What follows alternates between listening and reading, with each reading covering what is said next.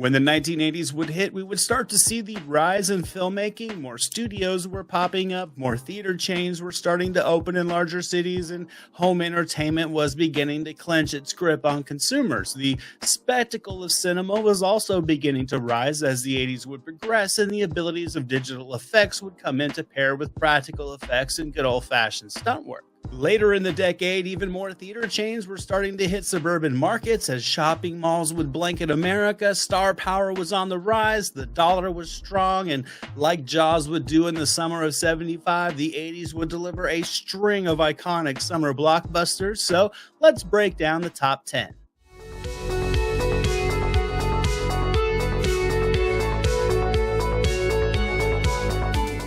Now, 1980 was a slower year compared to the rest of the decade, yet it would provide a handful of films that would go on to be considered classics.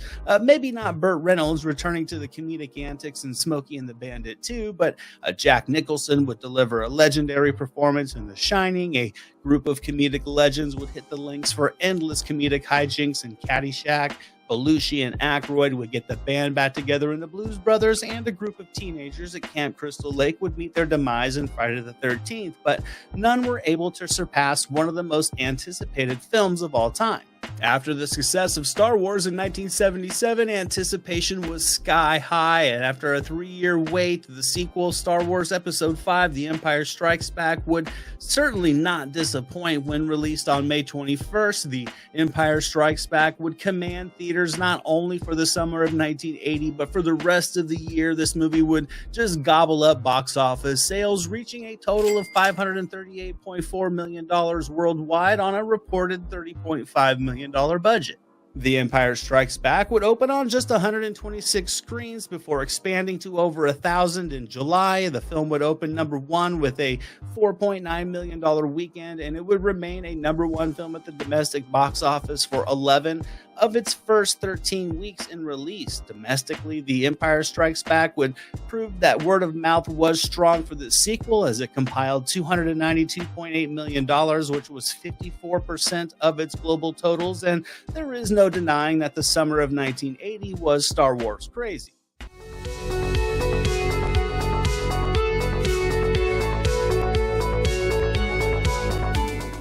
1981 would sort of be another flat year in terms of blockbuster strength at the cinema, despite landing a few hits. The summer would see Murray and Ramis joining the service in the hilarious comedy Stripes. Roger Moore would take his martini shaken, not stirred, for the 5th time in For Your Eyes Only. Alan Alda and Carol Burnett would lead a group of middle-aged couples on vacation in the Four Seasons.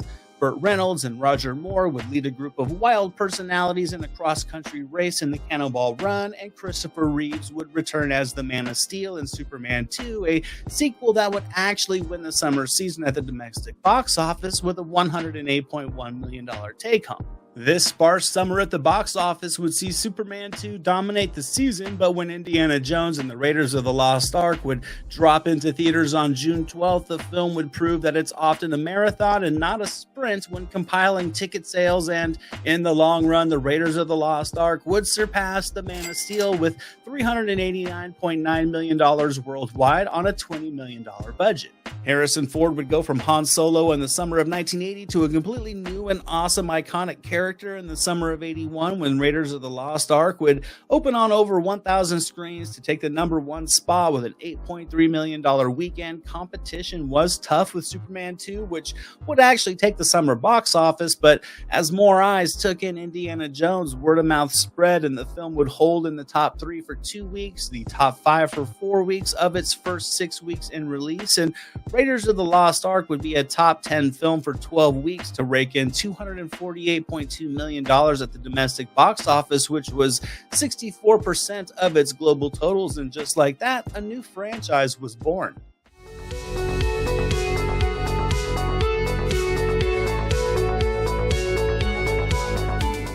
The summer of '82 would see Stallone fighting the match of his life in Rocky III. Arnold was also wielding his sword in Conan the Barbarian. Harrison Ford was unknowingly stepping into another low-key iconic character with the gritty sci-fi epic Blade Runner. Spiritual forces would take over a small family in the creepy classic Poltergeist, and Captain Kirk and his team would face the ultimate enemy in Star Trek II: The Wrath of Khan, but oddly an adorable alien would surpass them all at the box office. 80s pop culture would never be the same again after E.T. the Extraterrestrial was released on June 11th and would go on to capture the hearts and imaginations of moviegoers across the globe, pulling in a whopping $792.9 million at the global box office on a mere $10.5 million budget. E.T. was certainly a landmark film, and it was one that just toppled the summer box office in the summer of '82. It would open on over 1,100 screens. It would take the number 1 spot with an $11.8 million opening weekend, and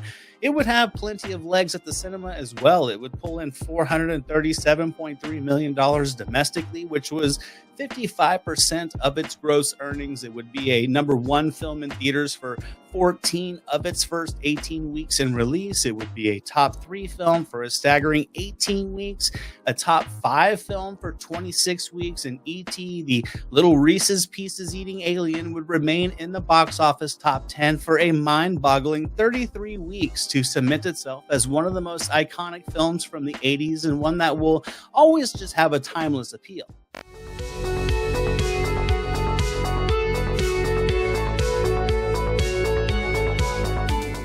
Overall, I would say 1983 was another relatively strong year for cinema with a decent summer offering. Eddie Murphy and Dan Aykroyd would team up for the hilarious comedy Trading Places. Reeves would return for a third time as the iconic Cape Hero in Superman 3, this time paired with Richard Pryor. Chevy Chase would make the ultimate cross-country trip in National Lampoon's Vacation. Roger Moore would make another summer outing as James Bond in Octopussy, and the king of summer blockbusters, Jaws itself, would make a return in Jaws 3D, but there was another legendary franchise delivering a sequel this same summer. Star Wars Episode 6: Return of the Jedi would complete the George Lucas cinematic trilogy when released on May 25th, and nothing was able to consume the summer market like this film. Return of the Jedi would amass a global total of $475.1 million at the box office on a budget reported to be somewhere between $32 and $42 million.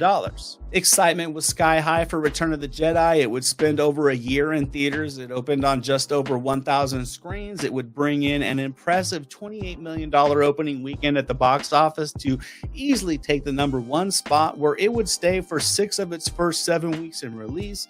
Return of the Jedi would kill it at the domestic box office, pulling in $316.6 million. It was a top 3 film for 11 weeks, a top 5 movie for 12 weeks, and in the top 10 at the box office for an impressive 18 weeks in a row to topple its competition in the summer of 1983.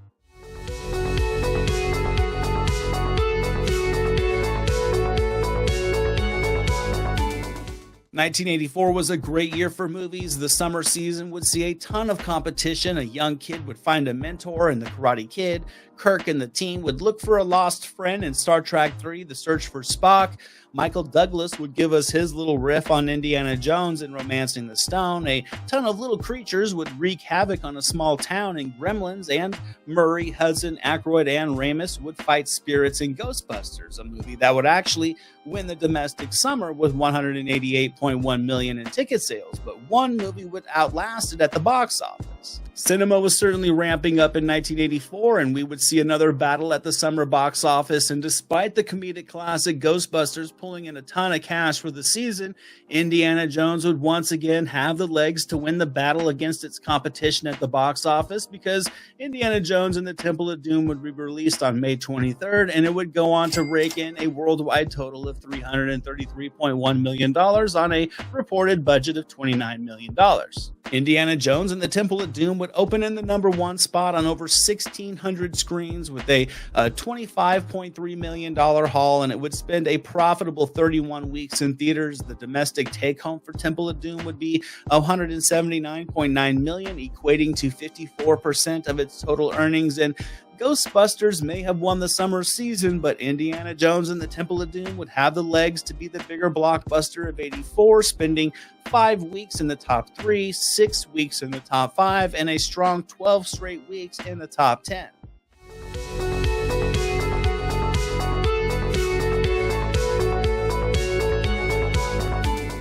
Now, me personally, I would say cinema was in full swing at the midway point of the 80s, and 1985 would deliver a ton of classics all year long, but specifically during the summer season. Mel Gibson would return for a third time as Drifter Mad Max and Beyond Thunderdome.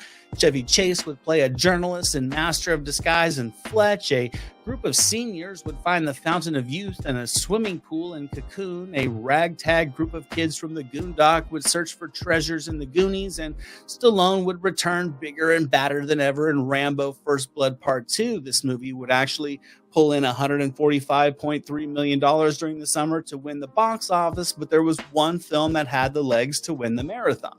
Back to the Future would command the summer box office and would go on to be an all-time iconic piece of cinema. Rambo 2 would actually win the summer season, but Back to the Future would drop into theaters on July 3rd and deliver a marathon run at the cinema, pulling in $384.6 million on a $19 million budget. As I mentioned, Back to the Future would deliver a marathon in cinemas. It would open in just over 1,400 theaters and take home a respectable $11.2 million its opening weekend to take the number one spot at the box office, but it would stay at the number one spot for 11 of its first 12 weeks. It would be in the top 3 for 13 weeks in a row, the top 5 for 19 of its first 20 weeks in release, and Back to the Future would be a top 10 film for 24 weeks in a row, pulling in $214.1 million domestically, which would equate to 56% of its earnings. And to this day, Back to the Future is regarded as one of the greatest films ever made.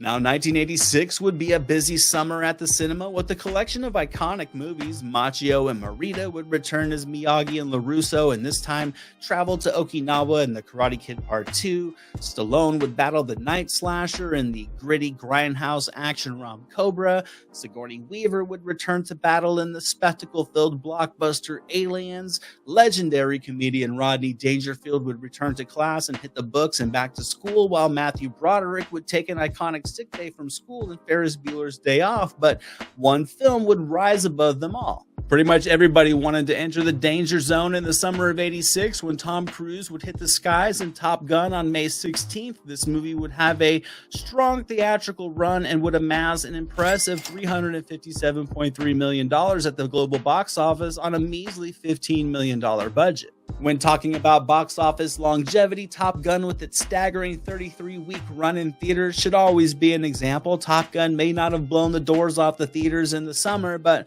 word of mouth and repeat viewing of Top Gun would be immensely profitable. Top Gun would open in just over 1,000 theaters. It would take the number one spot with an $8.2 million opening weekend. It would only hold the number one spot for a week, but it would remain in the top 3 for 5 weeks, the top 5 for 6 weeks, and it would be a top 10 film in the States for 25 weeks in a row, amassing a domestic total of $180.3 million, which was roughly half the film's earnings.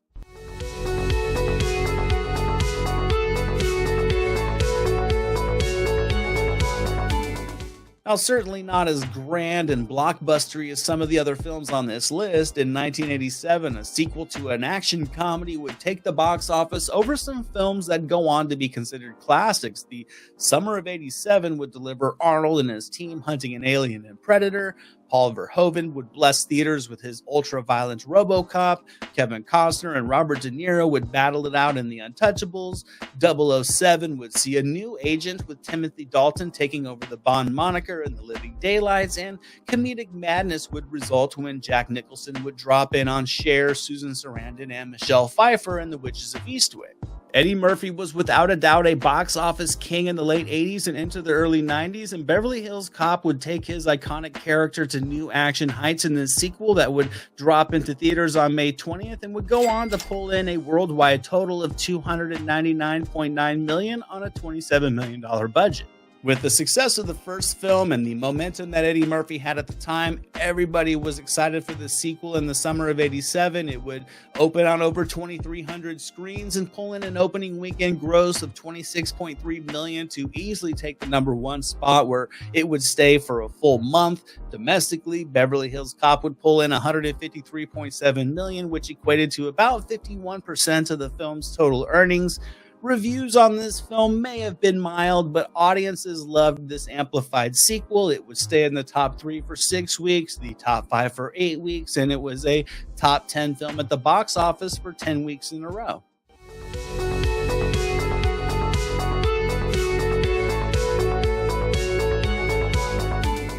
Moving along to the summer of 1988, theaters would see an original film that would come in and command the big league competition that the year would deliver. The summer of '88 would see Bruce Willis heading to a Christmas party in the action classic Die Hard. Eddie Murphy would make a legendary trip to the States and Coming to America. Tom Hanks would make a life-altering wish in the comedy Big. Stallone would be strapping the headband on tighter than ever in Rambo 3, and Paul Hogan would return with his trusty knife and his endless charm in Crocodile Dundee 2. But this little animated rabbit would try to clear his name. It would take the world by storm with Who Framed Roger Rabbit when it would be released on June 24th and would topple the summer box office, pulling in an impressive global tally of $329.8 million on an estimated budget of $50.6 million. Now, this movie would open with a respectable $11.2 million on just over 1,000 screens, and it would take the #1 spot and remain there for 3 weeks. But word of mouth would spread, and the reviews were strong, and this animated adventure would end up having legs with a theatrical run of 28 weeks. Roger Rabbit would pull in $156.5 million domestically, about 47% of its earnings, and the jovial flick would remain in the top 3 for 4 weeks, the top 5 for 8 weeks, and it would hold on as a top 10 film at the box office for an impressive 17 weeks. And to this day, Who Framed Roger Rabbit is a cinematic achievement and still one of the decade's most iconic films.